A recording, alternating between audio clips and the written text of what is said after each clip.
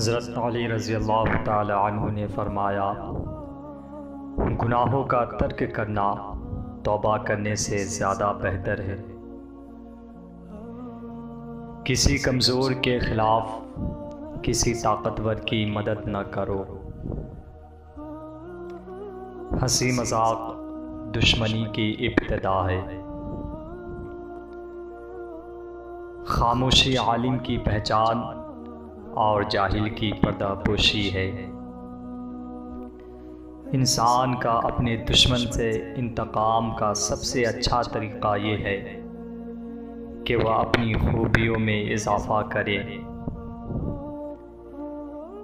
नेक बनने के लिए ऐसे कोशिश करो जैसे हसीन बनने के लिए कोशिश करते हो।